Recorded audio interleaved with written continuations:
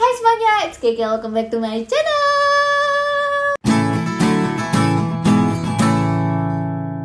Jadi aku sempat upload hasil IELTS aku di TikTok dan juga Instagram, and apparently a lot of people have asked me for tips on how do I learn English. Gimana caranya aku belajar bahasa Inggris, especially for the speaking part, cause I got 9 for that section, which is unbelievable, which is crazy. Gimana ya? Soalnya tuh my accent is not that good. I don't have that British or American accent. I just have this medok sometimes accent. My grammar, my writing is not that good. You can see from my writing score sangat-sangat berbanding terbalik dengan hasil speaking aku. Orang mau bikin tips tuh biasanya mencoba untuk terlihat paling jago, tapi di sini aku justru merosting diri sendiri. Jadi bener ya kata orang, memang musuh terbesar manusia itu adalah diri dia sendiri. Jadi buat kalian yang udah ngeklik video ini adalah awal yang tepat untuk kita bareng-bareng belajar bahasa Inggris. Karena regardless your profession, whether you are entrepreneurs, students, workers, freelancers, pasti at some moment in your life you will need to read, listen, write, or speak in English. Ya nggak sih? Pasti ada nggak sih momen itu? Yaudah, kita langsung aja. Aku akan buka semua di sini. Kalau kalian tertarik seperti biasa, stay tuned! Oke, mungkin yang paling pertama yang suka ditanyain adalah tentang resources-nya untuk belajar bahasa Inggris. Paling pertama yang bisa kalian manfaatkan, pasti yang paling jelas yang tadi aku udah tunjukkan spoiler di opening adalah buku. Khusus untuk IELTS sendiri, sebenarnya aku pakai bukunya dari Barron's ini ya, yang warna coklat ini. Aku pakai untuk latihan-latihan soal, sedangkan kalau misalnya buku untuk ngebenerin grammar dan lain sebagainya, aku malahan belajar dari buku TOEFL, penerbit yang sama, penulis yang sama. Hasil dari grammar itu aku rangkum aja gitu di buku-buku ini. Sebenarnya perjalanan mempelajari bahasa Inggris dari buku itu udah kita lalui sangat panjang ya, mulai dari SD, SMP, SMA, kuliah.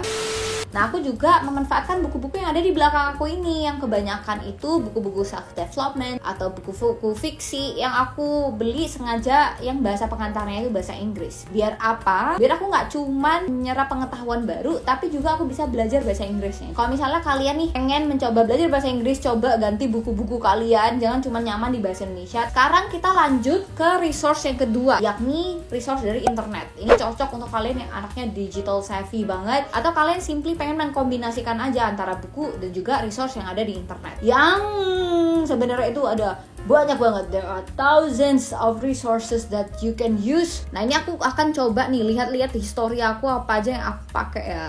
Oke, yang pertama, buat readingnya. Nah, biasanya itu aku coba ya baca-baca artikel yang memang berbahasa Inggris formal, akademik gitu nuansanya, dari website-website consulting firm kayak McKinsey atau BCG. Itu sebenarnya sangat membantu, nggak cuman membantu meningkatkan skill bahasa Inggris aku dalam hal membaca, tapi juga meningkatkan business acumen aku gitu, meningkatkan kemampuan bisnis lah. Kali mendayung 2-3 pulau langsung terlampaui. Nah, terus juga suami aku tuh suka banget ya dari dulu encourage untuk baca Jakarta Post. Itu cocok untuk yang mau belajar bahasa Inggris sekaligus untuk mengupdate informasi. Selain kalian baca-baca berita itu dari sosial media, karena biasanya di sosial media itu pemakaian bahasanya agak yang lebih santai dan juga terlalu bite size. Bahkan kadang jarang orang tuh nge-mix antara bahasa Indonesia dengan bahasa Inggris. Jadinya kita itu nggak nambah gitu ya ilmunya, gimana sih cara menyusun struktur kalimat yang sempurna dari awal sampai akhir, tidak dicampur-campur seperti bahasa Jaksel. Selain itu, untuk improve di bagian listeningnya, kalian tuh sebenarnya bisa loh kayak akses materi-materi listening itu dari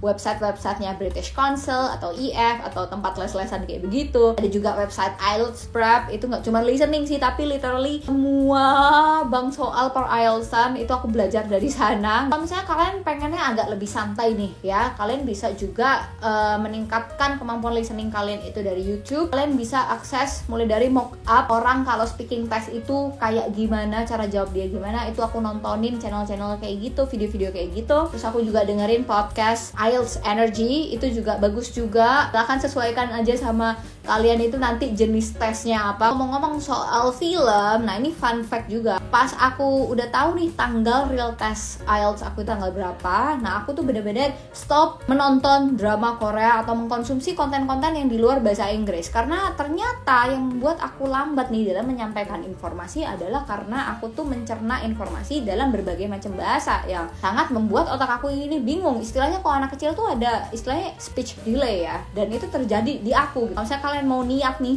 belajar bahasa Inggris mau intensif, nah itu mending kurangin konsumsi konten-konten, informasi-informasi yang dalam bahasa lain selain bahasa Inggris. Nah selanjutnya, resource yang ketiga yang bisa kalian pakai itu adalah dari les. Yes, jadi les berbayar. Pas aku udah memutuskan nih, oke, aku mau ambil tes IELTS, 4 bulanan sebelumnya aku ambil les. Kebetulan aku ambil les itu di namanya IELTS Presso dan Kobe Education. Silahkan sesuaikan sama kebutuhan kalian karena ada berbagai macam les loh. Ada les yang cuma mengasah writing doang, ada yang grammar doang, ada yang konversasi doang.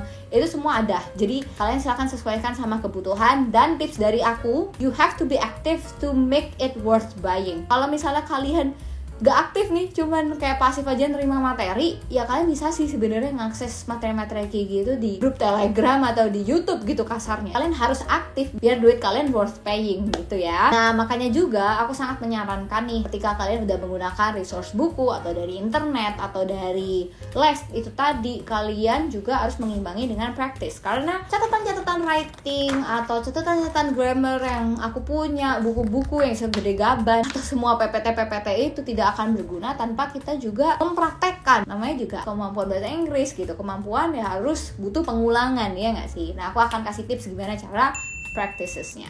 Pernah nggak sih kalian itu penasaran gitu? Kita kan belajar bahasa Inggris itu kan udah dari SD, SMP, SMA, kuliah, bahkan setelahnya kita masih les. Tapi kok kita ngerasa masih nggak bisa ngomong dan nggak bisa nulis? Kebanyakan masalahnya itu di dua part ini, ya nggak sih? Ternyata salah satu penyebabnya adalah kita tidak terbiasa saja. Jadi benar kata pepatah, ala bisa karena terbiasa. Nah jadi ketika aku tahu goals aku mau tes IELTS, aku tuh benar-benar berusaha untuk ya membiasakan bahasa Inggris mulai dari di pikiran aku.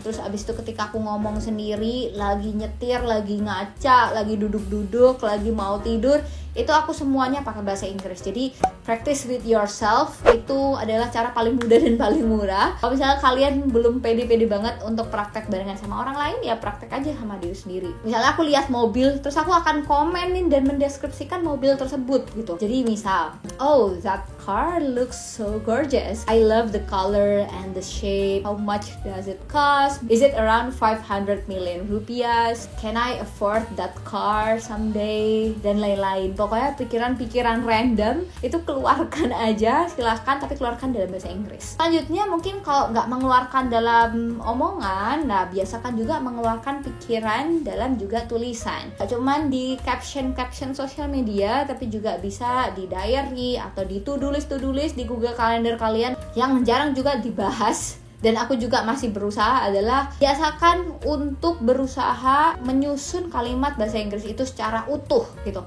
Jadi nggak dicampur-campur. We have to push ourselves gitu. Try to grab any word, any structure to form a sentence. Jadi aku mungkin revisi sedikit ya pepatahnya. Bukan ala bisa karena terbiasa, tapi ala bisa karena terpaksa.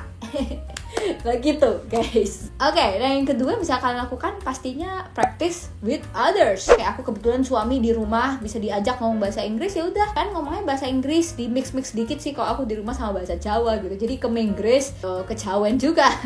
Jawen itu bukan bahasa. Dan aku juga ngerasa ya, aku tuh benar-benar lebih berkembang drastis nih bahasa Inggrisnya, terutama speakingnya itu karena pas kuliah di SBM ITB, aku tuh punya temen international students yang exchange di kelas aku. Jadinya aku mau nggak mau harus ngomong bahasa Inggris. Terus lagi pas aku bisnis sendiri, kebetulan klien-klien aku itu bule-bule gitu, foreigners. Jadinya mau nggak mau ngomong bahasa Inggris. Terus juga beberapa kali alhamdulillah sempat backpacking trip gitu ke luar negeri, ya mau nggak mau biar bisa survive di sana aku harus ngomong bahasa Inggris. Jadi kalau misalnya kalian nggak bisa bikin support system di rumah, mungkin bisa juga bikin support system dengan cara-cara misalnya ikut program yang banyak exchange studentsnya, atau kalian mungkin backpackeran ke luar negeri yang deket-deket aja gitu. Itu pasti nanti di situ akan terasah dan ketahuan bahasa Inggris kalian tuh sebenarnya sampai mana. So ya, mari kita lupakan grammar, lupakan aksen, latih dulu aja. Monggo kalau misalnya kalian bisa pakai kolom komen di bawah untuk cari tandem atau temen buat latihan bahasa Inggris, mungkin di writingnya atau speakingnya, silahkan saling berkomen-komen di bawah. Karena juga aku menemukan nih salah satu cara belajar yang cukup efektif nih ya, daripada kita belajar secara pasif sendiri, adalah dengan ngajarin orang lain. Misalnya nih, let's say kalian pengen menghafalkan dan mengerti grammar tertentu. Nah, kalian silahkan ajar menyebarkan ilmu grammar tersebut ke orang lain, karena biasanya dengan seperti itu kita menjadi lebih nempel ilmunya gitu. Hal ketiga yang menurut aku paling penting yang harus kita bahas bareng-bareng ngerembukan di sini adalah mindset dalam belajar bahasa Inggris. Gimana ya caranya biar setelah kita nonton video ini nih, kita nggak peluap begitu aja tips-tipsnya, nggak males juga, tapi kita beneran bisa mempraktekkan. Makanya mindsetnya harus diubah. Pas di awal aku tuh belajar IELTS, ngerasanya itu aku ngejarnya skor dan mindsetnya menjadi I have to study English. Akhirnya lama-lama aduh nggak bisa nih, nggak sustainable nih kalau kayak begini, jatuhnya malah males. Jadinya ya aku rubah mindsetnya menjadi I want to study English. Aku pengen belajar gitu, aku yang pengen. Terus juga mindsetnya dirubah, jangan minder ya, harus percaya diri. Salah satu rahasia kenapa kemarin IELTS speaking part aku bisa dapat skor 9 adalah karena aku percaya diri banget guys. Walaupun ada grammar mistake, ada apa, aku langsung coba koreksi di saat itu juga. Ada pertanyaan apa langsung gue hajar sampai orangnya sampai ngestop. Udah